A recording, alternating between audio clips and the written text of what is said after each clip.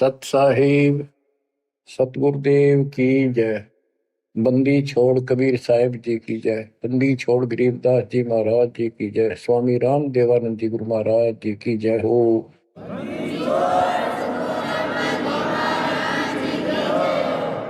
सर्व संतों की जय, सर्व भक्तों की जय, धर्मी पुरुषों की जय।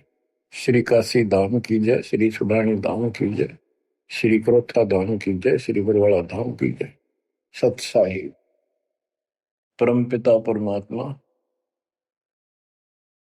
कबीर परमेश्वर जी हमारे पिता हैं, हमारी माता है, हमारे सच्चे बंधु भाई हैं, सच्चे सखा मित्र हैं, सच्चे दोस्त हैं।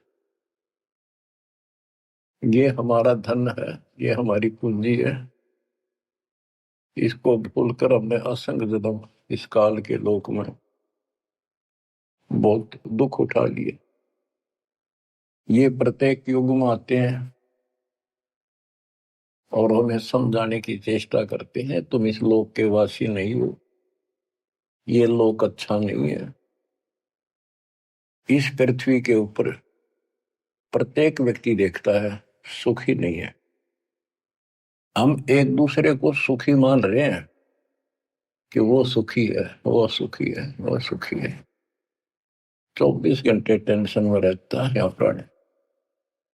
टेंशन हो, काइंड ऑफ टेंशन कुछ भी हो सकती है, पर सुख नाम की चीज नहीं। लेकिन हम अभ्यस्त हो गए और मजबूर हो गए। अब हम करें तो करें क्या, पता नहीं था। फिर भी हमारी आत्मा ये मानती थी कि कोई शक्ति है जो सुखी करती है, दुख दूर करती है। परमात्मा के लिए हम जगह जगह जाते रहे, जाते हैं अभी। कोई मंदिर में, कोई मस्जिद में, कोई गुरुद्वारे में, कोई पहाड़ों पर, किसी धाम स्थान तीर्थ पर। किस लिए जाते हैं? सुख प्राप्ति के लिए जाते हैं।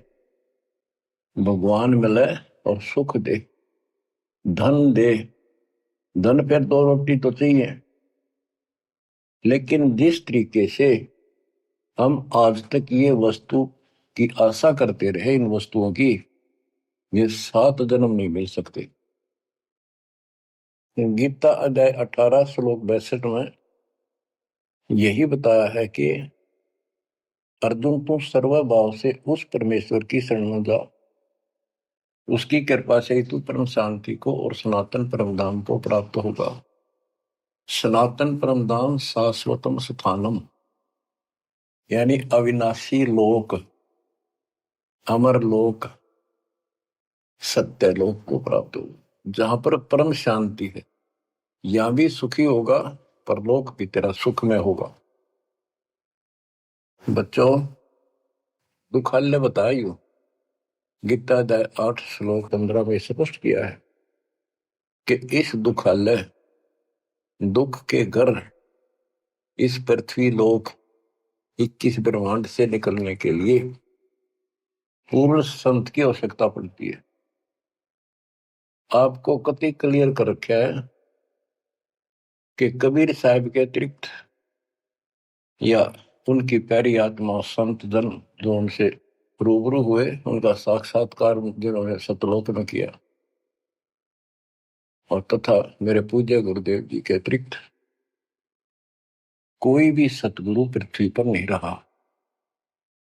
और उनकी कदर नहीं करी जिन्होंने हमारे कोई सच्चा ज्ञान, सच्चा भगवान बताने की चेष्टा की। क्योंकि हमें विश्वास नहीं हो रहा था कि ये जो बात कह रहे हैं ये गीता वेद पुराणों में नहीं है। ये हमारे को मिसगाइड किया हुआ था, भ्रमित कर रखा था। क्योंकि हम जिनको विद्वान समझा करते थे, संस्कृत बोलते थे धारावाहिक, तो हम उनसे इतने प्रभावित थे कि भगवान को भी रिजेक्ट कर दिया 600 साल पहले जो आए थे। उनकी बातों को सुनकर कि ये अनपढ़ है, अशिक्षित है, और जो ये बातें कह रहा है बेप्रमाणित है, कोई शास्त्रों में नहीं, कोई वेदों में नहीं।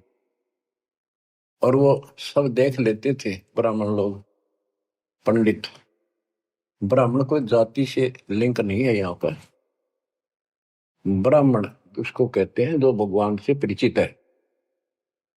हम इनको परमात्मा से परिचित मानते थे, इसलिए इनको पंडित कहा जाता था, ब्राह्मण कहा जाता था।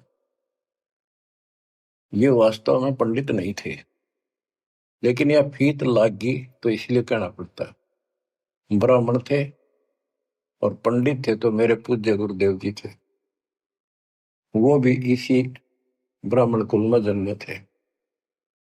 तो कहने का तात्पर्य ये है दास का, वो खुद भी आकर यूं कहा करते थे, मैं भगवान हूं भाई, सारी सृष्टि का रचने वाला हूं।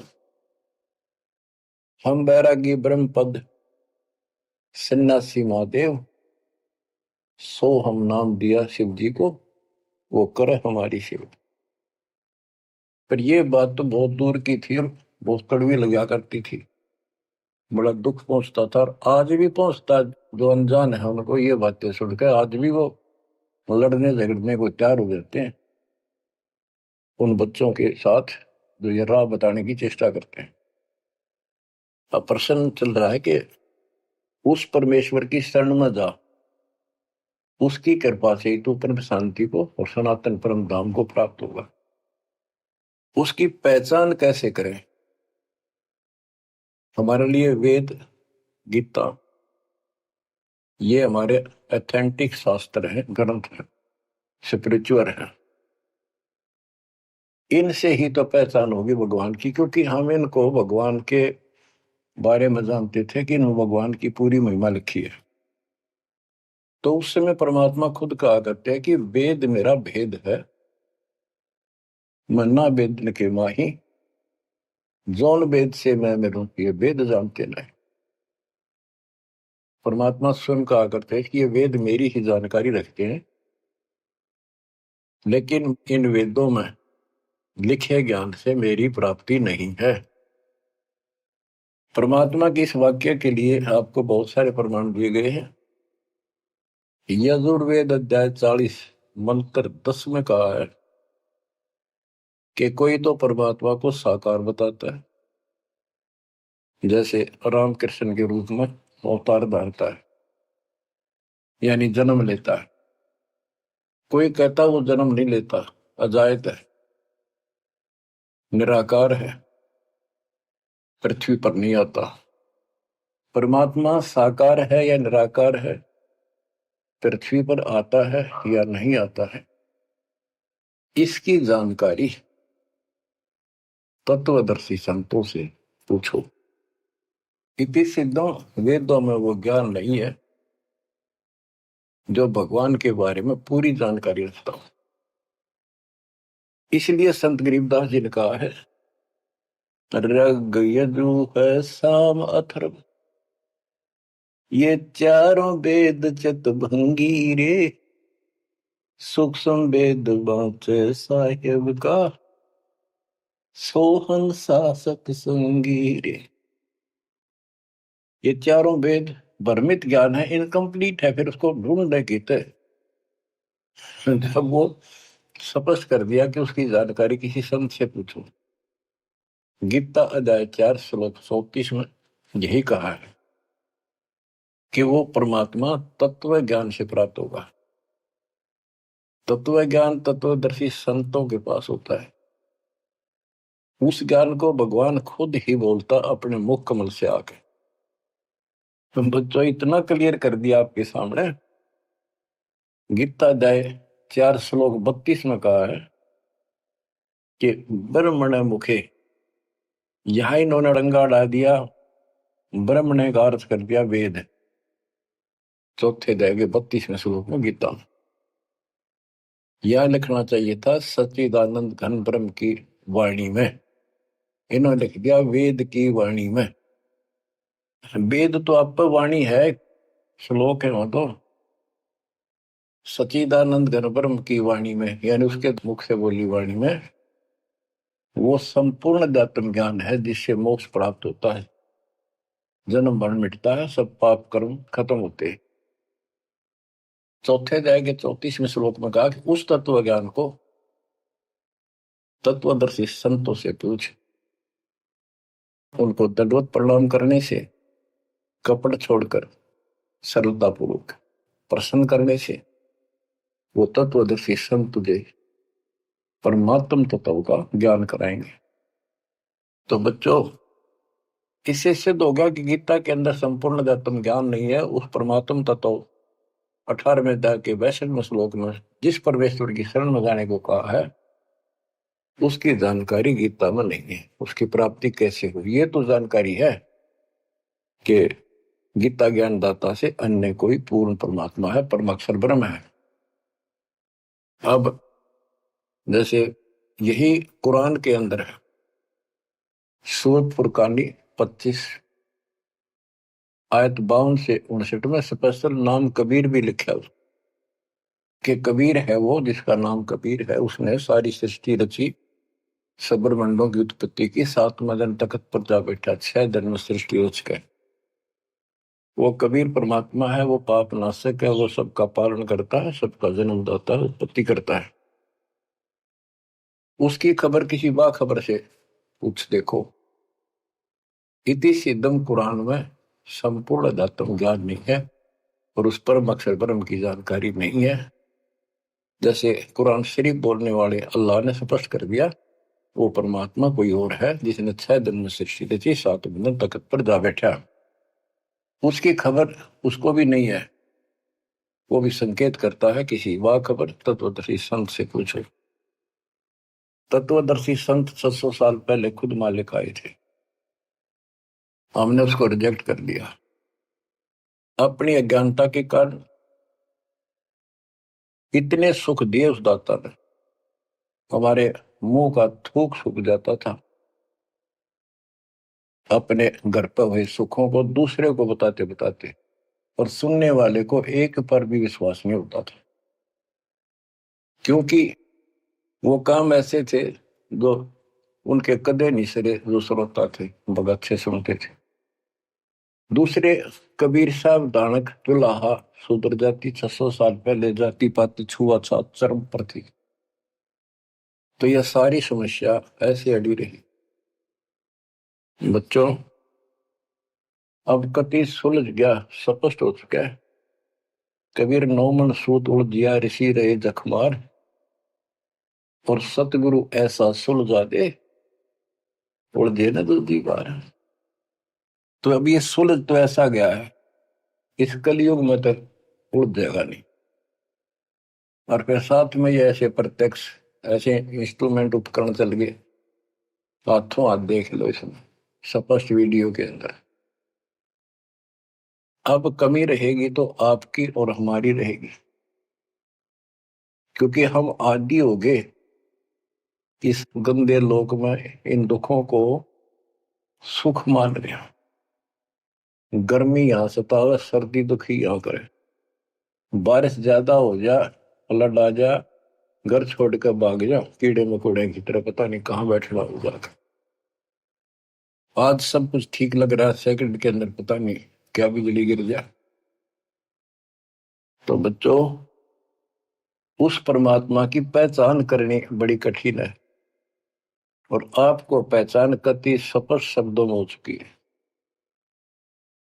आज आपको उस परम पिता के कलयुग में प्रकट होने के विषय में जानकारी शुरुआत करता हूं। गरीब ना सतगुरु जननी जने, उनका मान बाप,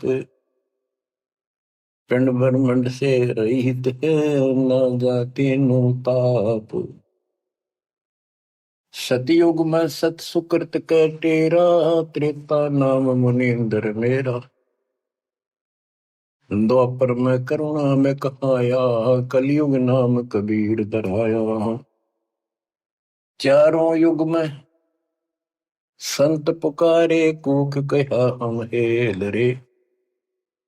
हीरे मोती मानक वर्षे, यो जग चुगता ढेल रे। बच्चों, हम रोटी वही खाते हैं डेली, वही भोजन होता है, सब्जी का फेर बदल थोड़ा बहुत हो जाता है। सही भूख लगे ना, रोटी सब्जी की जरूरत को ना, सूखी रुखी रोटी वो भी खा जाए इंसान। और जिस दिन वो खाना खाने में रुचि होती है, ऐसे लगता है कि ये तो सुबह भी यही था, शाम ने भी यही। ये नखरे तब होते हैं तो उसके शरीर में कोई रोग निकट है, उसको कोई रोग घेरने वाला है, तो उसका इलाज है। कहते कबीर पिछले पाप से हरि चर्चा ना भावे, और जैसे जबर के वेगते भूख विदा हो जाए। तो इसी प्रकार जिनको ये लगे कि ये बहुत बार सुननी पड़ेगी, रोटी रोज खाते हैं, सुबह भी दोपहर भी शाम भी, अगर रुचि है उनमें, तो स्वस्थ हो, नहीं तो अस्वस्थ हो गए। अस्वस्थ व्यक्ति को रोटी भी कड़वी लगती है, लेकिन उससे भी कड़वी गोली खानी पड़ेगी, तब वो रोग कटेगा। तो इसलिए परमात्मा की चर्चा जितनी बार सुनो, वो उमंग न्यारी होनी चाहिए, और कल्पनाएं उस बालक के चरणों में जानी चाहिए। वो किस लिए आता है? वो आपका बाप है, वो आपका जनक है, वो आपकी माँ है। माँ बाप तो न्यारे न्यारे दुखी हुआ करे अपने बच्चों के लिए, वो एकला ही माँ के दुख में भी और पिता के रूप में भी वो एकला दुखी हो है। और आप इस गंदे लोक में आके इतने रच गए, इस पाप ने भी, इस दुख ने घसीटना उचित समझते हो, क्योंकि आपको पता नहीं कि सुख क्या चीज होती है। 21 ब्रह्मांड में सुख नाम की चीज नहीं है, इसलिए उसकी तुलना करें किससे? अब आपका भी दोष नहीं। जो आदमी असंख्य जन्मों से इस नरक में पड़ा है, वो हैबिचुअल हो जाता है, इतना ही सब कुछ है। और सबको देख रहा है, ऐसे मर रहे हैं, ऐसे जी रहे, कोई जी रहा, कोई मर रहा, कोई बात नहीं, वो मर गए, हम तो ठीक हैं। खे दे गाड़ी ले जानी बराबर गए, और एक्सीडेंट में दो बगैर पड़ा होता है। एक बार दुख साथ होता है, भाई क्या होगा बेचारों का, और हम चल स्पीड में हमने जल दिया है, तो ये बस की बात नहीं, ये तो ऐसे चलेगा, ना कोई रुक सकता है। क्योंकि हमारे को ऐसे सेट कर रखा है कि हम ना तो काम बिना रह सकते, और अब ज्ञान हो गया हम राम बिना भी नहीं रह सकते। तो संसारिक चू चू भी चलेगी, और इस समय हमने भक्ति भी करनी पड़ेगी। चू चू के बारे में बताऊं आपको, एक दरोगा जी पुराने समय में ये घोड़ों पर चला करते थे। किसी कामवश थाने से दूसरे गांव में जा रहा था, भयंकर गर्मी थी, प्यास लगी घोड़े को भी खुद को भी। एक किसान रेट चलाता था, रेट से पानी निकालते थे, और उसमें शोर बहुत होता था, और उसमें एक लंबी सी चैन होती थी, लोहे की बनी हुई, नीचे तक जाती थी। पानी भी सैकड़ों फुट नीचा होता था। उसके बाल्टियां फिक्स होती थी चैन पे, और वो जब एक टाइप उसमें बैल चलता था, वो घुमाता था, तब वो ऊपर पानी आता था, नीचे खाली बाल्टी जाती थी।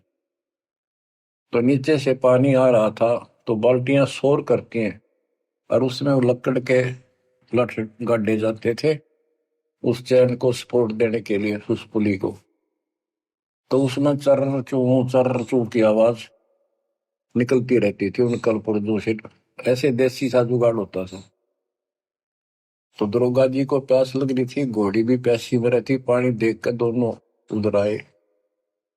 और पानी जो नाले में जा रहा था, जहाँ खेत में प्रवेश कर रहा था, बालू रेत होता था उसमें, और पानी साथ साथ खेत में फैलता रहता था। और 5 मिनट भी पानी आना बंद हो जाए तो पानी, वो जमीन पी जाती थी। पानी चल रहा था, रेट चल रहा था, पानी निकल रहा था, तो पानी उस नाले में भरा था, कच्चे नाले होते थे। तो दरोगा जी निकट आया, पानी चल रहा था, तो चू चू की आवाज से चर्र चू चल रहा था, वह घोड़ी पे तक क्या दूर बाज गई। थानेदार बोला, इस चू चू को बंद कर, मेरी घोड़ी डरती है। किसान ने डरते न रेड थाम के रोक दिया। वह चू चू तो बंद होगी, साथ पानी भी। जमीन पीगी तेन वाए। दुर्गा बोला, पानी निकाल। किसान ने फिर रेड चला दिया, और रेड चलेगा जब तो पानी आओगा। वो फिर चू चू हुई, घोड़ी फिर भागी। ऊपर दरोगा, उसने फिर कहा, चू चू बंद कर। उन्हें चू चू बंद कर दी, और रेड रोक दिया। उन्हीं के टाइम इतना खेत पानी पी गया जमीन। किसान बोला, दरोगा जी, इस चू चू में पी गए तो पी गए ना, दोनों मरोगे। इसमें पीना पड़ेगा, और कोई विकल्प नहीं। आप 8 किलोमीटर तक कोई पानी का व्यवस्था नहीं, ऐसे चू चू वाले पाओगे सारे रेट। तो बच्चों, इस 21 ब्रह्मांड में या चू चू बनी रहेगी। ये हो गया, वो हो गया, यू काम रह गया, फलाना रह गया। वो न बोला, मैंने बोला, या चू चू चलने जाएगी, पर इस समय पी जाओ मुंह टेक कर, तो जान बचेगी। तो बच्चों, अपने समर्थ को पहचान लो, आपका दृढ़ विश्वास हो जाएगा, तब कुर्बान होगे, वैसे नहीं बह जाता। सतयुग में सत सुकृत के टेरा, त्रेता नाम मुनि धर मेरा। द्वापर में करुणा में कहाया, कलयुग नाम कबीर धराया। है अपनी महिमा खुद बता के गए, फिर भी ना समझ में आई बच्चों के। लेकिन उसने तो ज्ञान दिया, वो 11 कबीर पंथियों ने उसका सत्यानाश कर दिया। बहुत सी सच्चाई काट दी, फेंक दी, ग्रंथ छोड़ा नहीं ठीक से। फिर भी सच्चाई बहुत कुछ दबी रही, उनके समझ में ना आई या के है, वह छोड़ दी।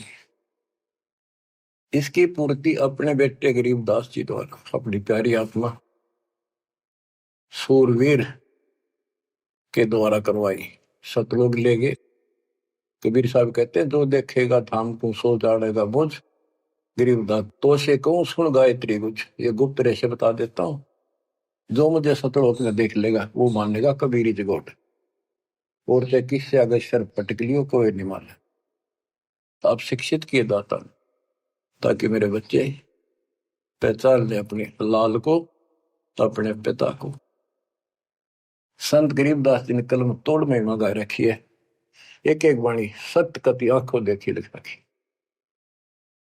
गरीब 84 बंधन कटे, किन्नी कल्प कबीर। भवन चतुर्दश लोक सब टूटे यम जंजीर। गरीब अनंत कोटि ब्रह्मांड में बंदी छोड़ कहाए। सो तो एक कबीर है, जननी जनान माई। गरीब शब्द स्वरूपी साहेब धनी, शब्द सिंध सब माही। बाहर भीतर रम रहा, जहां तहां सब ठां। देखो, ये सूक्ष्म वेद है। ये केवल एक ग्रंथ नहीं है, ये सूक्ष्म वेद है। गीता अध्याय 7 श्लोक 19 में कहा है कि वासुदेव सर्वमिति स महात्मा सुदुर्लभ है। ये संत गरीबदास जी वो महात्मा थे, जो उस सर्वव्यापी, सबका मालिक, सारी सृष्टि के ऊपर रमा हुआ, सब जगह जिसका वास है, उसकी जानकारी रखते थे। कहते हैं, गरीब शब्द स्वरूपी साहेब तनी, शब्द स्वरूपी यानी अविनाशी, और शब्द सिंधु सब माही। उस अविनाशी की शक्ति शब्द के अंदर विद्यमान है। बाहर भीतर सब ठाही, सब जगह, सब लोकों में वो वासुदेव है। गरीब जल थल पृथ्वी गगन में, बाहर भीतर एक। पूर्ण ब्रह्म कबीरे है, अविगत पुरुष अलेख। और क्या बोलते हैं, गरीब सेवक होकर उतरे, इस पृथ्वी के माही। जीव उदाहरण जगत गुरु, बार बार बलि जाही। कि दास बनकर, क्योंकि वो खुद कहते हैं 2 दिन मेरे शरण ताका हूं मैं दास, और गैल गैल लग गया फिर जो तक धरती आकाश। गरीब सेवक होकर उतरे इस पृथ्वी के माए, उतरे ऊपर ताए। जीव उदाहरण, जीवों का कल्याण करने के लिए वो जगत गुरु जिस पर मैं बार बार कुर्बान जाऊं। गरीब काशीपुरी कष्ट किया, उतरे अदर आधार, मोमिन को मुजरा हुआ जंगल में दीदार। बच्चों यह कथा आपने सुन रखी है। नीरू निम्मा वाली आत्मा वो थी जो द्वापर युग में सुदर्शन जी के माता पिता थे। सुदर्शन जी भगवान के चरणों में चिपक चुके थे, पूर्ण रूप से ज्ञान समझ चुके थे। माँ बाप नहीं मानते थे, आखिरी सांस तक नहीं माने, विरोध न करे। जब उनके माता पिता को खूब समझाने की चेष्टा की, गुरु जी से भी कहा, परमात्मा खुद आए थे करुणामय नाम से, उन्होंने भी कोशिश की इनको समझाने की, पर नहीं माने। मृत्यु होगी माता पिता की, सुदर्शन टेंशन में रहने लग गया। परमात्मा तो जानी जानते, कहने लगे बच्चा क्या दुख होगा। परमात्मा बोले करुणामय जी कि बेटा एक दिन तो सबने मरना होगा, मरे बिना भगवान नहीं मिले, आपने भी तो मरना है। यानी वो लीला करा करते को समझ नहीं सकता है भगवान है। 120 वर्ष रह गया हमारे साथ काशी में, एक दानक के घर पर कपड़ा बुनना आखिरी सांस, कौन समझे भगवान है। ईब समझाएंगे, ईब समझाएंगे, मर जाएंगे रोगों में एक बिना, जब ये स्वीकार करेगा। तो सुदर्शन जी बोले भगवान आप जानी जान हो, आपने कति अंधेरा हटा दिया, मौत होते पहाड़ में जाओ, भगवान के घर चलेंगे, आपके चरणों में रहना। पर दुख इस बात का है, इतने अच्छे इंसान थे, बहुत ही अच्छे, और दाता अब ये सदा दुख पाओगे, कभी कुत्ते कभी कुतिया, कभी गधे कभी गधी, देखिए बूढ़ी पड़ेगी। हरि ने मुझे पाला पोसा, और हिट के प्रति यो प्रेम है कि न मेरे नीच को पाला पोसा, और मैं इनका कुछ नहीं कर सका। अपने बच्चे को इस तरह दुखी देकर, मोह नहीं था उसका, दुख ये था कि ये दुख पाऊंगा, बहुत कष्ट होगा। देखिए बड़ी बड़ी जिससे जन्म होया मैं उसका भी उद्धार नहीं करा सका। तो कोई न कोई काट तांट लावे है, अड़ंगा डावे है, क्या करे, ना मानना माँ बाप के लाके मर्यादा। परमात्मा बोले बेटा दुख ना मानना, इनको भी मैं रात लाऊंगा और 83 लाख में मैं नहीं जान दूंगा, और इनको मुक्ति दूंगा मैं, चाहे कितने जन्म लाग जाए बेटा। सुदर्शन को शांति हुई, दंडोत प्रणाम किया। तो वो सुदर्शन के माता पिता थे नीरू और नीमा।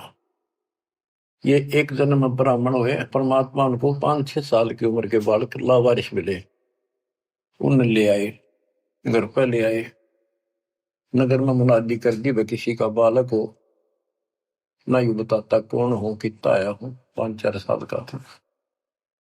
तो गांव वाले ने देख लिया किसी का नहीं है आसपास भी, भाई तू रख ले, पाल पूछ ले, कोई आओगा तो दे दिए, अभी ठीक है, ना हो तो तुम अपना पाल ले, तेरा संतान नहीं थी उनका। परमात्मा 1-2 साल रहे, उनको समझाया करते भक्ति कर लो, भगवान बिना कुछ नहीं है, 2 दिन का जीवन है। फिर ब्रह्मा विष्णु महेश परमात्मा नहीं है, और ब्राह्मण कुल में जन्म होने से ब्रह्मा विष्णु महेश तो ऊपर सुनना नहीं चाहते थे। कई दिन कहते रहे, समझाते रहे, ना माने, परमात्मा के थप्पड़ मार दिया, तुम्हारा दादा बन गया, मैंने पाला पोसा। परमात्मा अंतर ध्यान हो गए, अब कोई नहीं माने, खोपड़ी घूम रही है इनकी। अगले जन्म में फिर ये ब्राह्मण हुए, गौरी शंकर सरस्वती इनका नाम था। पहले इनकी मरोड़ तोड़ी जाता ने, देख सोचल छिद्र मैं करूं अपने जन के काज, नक्ष पूजो मार दो मैं नरसिंह दर के साथ। नरसिंह बता कोई जीव जानवर नहीं, आदमी नहीं, ईसा बन गए, कहते मैं इसे भी काम कर दिया।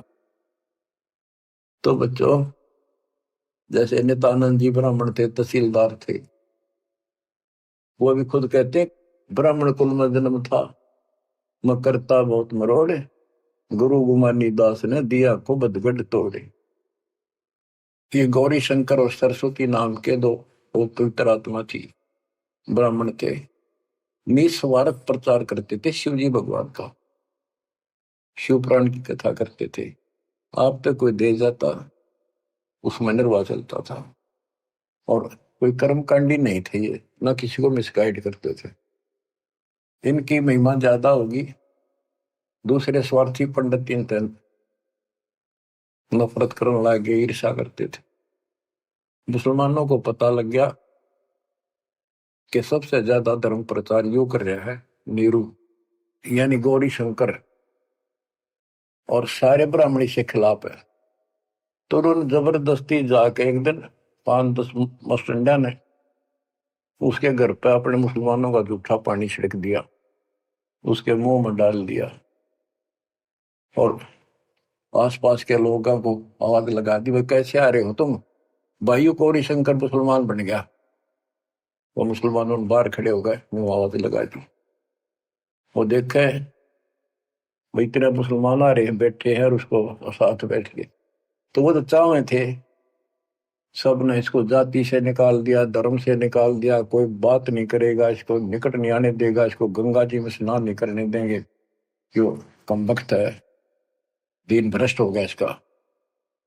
और गौरी शंकर के समझ में नहीं आ रही, मैंने कुछ करा नहीं ना, मुसलमान बनया, अब कहाँ जावे, अब बन गया मुसलमान, अब 2 रोटी का धंधा था वो बंद हो गया प्रचार का। तो उसने फिर कपड़े बुनने का काम शुरू कर दिया, इसमें कुछ नहीं लगता, जंगल से लकड़ी काट लाए, 5-4 लठाई की जरूरत होती थी, उसमें गाड़ के और कपड़ा उसमें टांग के, वो छोटे बड़े रास से छोड़ी होते हैं वो ले आए, कपड़ा बुनने का काम कर दिया। संतान फिर भी नहीं दी जाता। बच्चों, अब अगर आपने भगवान पाना है, भगवान के घर जाना है, इस गंदे नरक से निकलना है, तो सारी बात उदास बताओ न, अमल करियो। देखो संतान है अच्छी बात है, अगर आप भी और संतान भी भक्ति नहीं करती तो एक अन्य के नहीं, आप भक्ति करते हो और आपकी संतान भी मार्ग पकड़ गई, नो प्रॉब्लम। लेकिन इसमें कोई शक नहीं, शंका नहीं, एक लेवा एक देवा दो तुम, कोई किसी का पिता नहीं। ये हार्ड एंड फास्ट रूल है, और ये कति यूनिवर्सल ट्रूथ है, ये आपका कोई नहीं है। आज मृत्यु हो जाएगी, कल बाप तक कितना गधा बनेगा, माँ बनेगी कितना अच्छे कर्मवान मनुष्य हो जाएगी, तो दूसरी जगह स्त्री पैदा हो जाएगी, कोई वाला पति गधा बन के घूम रहा है, बेटा पता नहीं कहाँ पशु बनेगा, बेटी पता नहीं कहाँ। ये शरीर छूटता जागा, न्यारे न्यारे सपने में भी नहीं मिल सकते तुम आपस में, कदे ईर्ष्या के चिपटे बैठे हो, हाँ खोल लो। अब आप परमात्मा के ऑपरेशन थिएटर के अंदर हो, अब उसको पता है कैसे ट्रीटमेंट आपका करना होगा, अगर करवाना है तो। यही तो भूल गिर रखी है, यू मेरा परिवार मेरा, रिश्तेदार मेरा। ठीक है, ये अस्थायी जुगाड़ को भी निभाना पड़ेगा, इससे दूर नहीं भाग सकते। क्यों, एक लेवा एक देवा दो तुम, लेन देन करना पड़ेगा, और हम समर्थ की शरण में आ जाएंगे तो इस लेन देन को बहुत हल्का कर देगा, अपने कोटे तो पूरे कर देगा। तो बच्चों, गौरी शंकर से उनका नाम बदल दिया, नूर अली गौरी शंकर का, सरस्वती का नाम नीमा, नियामत, तो उनको नीरू और नीमा कहने लगे। उनका संतान नहीं दी दाता ने, वो नहीं चाहते थे कि ये फंसे फिर दोबारा इस नरक में, ना संतान देने में क्या दिक्कत आओ थी उनके, बाएं हाथ का खेल है। तो बच्चों, परमात्मा संतान दे सकते थे, जैसे अब्राहम सुल्तान था, हम तो धन मांगते फिरा, हे भगवान धन दे दे धन दे दे, और धन न सड़े था, उसको उसका संतान और रानी गगन तार रखे थे, घोड़े घोड़े कितने थे, उस नरक से निकाल अपनी उस आत्मा को गड़ने नहीं दिया, उसमें सड़ने नहीं दिया उसने। तो ये ऑपरेशन है। एक्स्ट्रा आइटम रहने को नहीं दिया आपके पास, जिनकी जरूरत है उसमें कसर नहीं छोड़ेगा। आप नोट कर लो। साई इतना दीजिए जा में कुटुंब समावे, हम भी भूखे ना रहे, अतिथि ना भूखा जा। अब जिनका संतान नहीं है ना बच्चों, संसार तो कुछ भी कहे, पर दास के उसको ऊपर अमल कर लो। उन्होंने लगातार कई जीवन भगवान के संपर्क में आते रहे, पार बेशक ना हुए, पर मर्यादा घड़ी गजब की रखी उन्होंने। किसी का मारा नहीं, ना किसी का रखा, ना किसी को तंग किया, यानी लेन देन बढ़ाया को नहीं, अपना पल्ला बोझ कर जीवन जिए। आज वो आत्मा मालिक की शरण में आ गए, तो अब वो संतान मांगेंगे तो भगवान ना दे, क्योंकि उनका संस्कार खत्म हो चुका है। वो क्यों फंसा होगा इस अपने बच्चे ने सड़ंगे में। उनका तो अगला कदम सतलोक में है। देखो बहुत जबरदस्त काम है, समझो इस बात को। संतान बुरी नहीं, यदि भक्ति पर लग जाती। अब किसी का लड़की लड़की है, लड़का नहीं। लड़कियां का वहम कहां से पैदा हुआ? इन पैदा कर रखा था नकलियों में कि बेटा ना होया था के जी ना है। लड़की को तो संतान भी नहीं माना जाता था कि बड़ा लड़का मृत्यु हो ना, जब अंतिम संस्कार करा तो गति हो गया। ज्येष्ठ पुत्र मुखाग्नि दे, उसकी गति होती है। अरे रामचंद्र का वनवास हो गया, पर वो जा लिया जंगल में। राजा दशरथ बाद में चौबारे पड़कर मर गया। रामचंद्र नहीं आया, उसने मुखाग्नि देना, जेठा पुत्र था, ज्येष्ठ पुत्र था। तो फिर इसका मतलब दशरथ की गति हुई है को नहीं? वो पुत्र होते हुए भी उस व्यवस्था से वंचित रह गया। तो ये अज्ञान भरा पड़ा था, हमारे समझ में आवे नहीं थी। उनकी सारी मान्यता थे जो झूठ बोलते थे जितने। अब कबीर साहब कहते हैं लड़की लड़की है ना, वो लड़के वालों से भी सुखी मान लेना, वो अच्छी आत्मा है, संस्कार बढ़िया हो। अब ये सारी बात उल्टी है संसार से हमारी, इसलिए ये सारी उठपटांग सी लगे।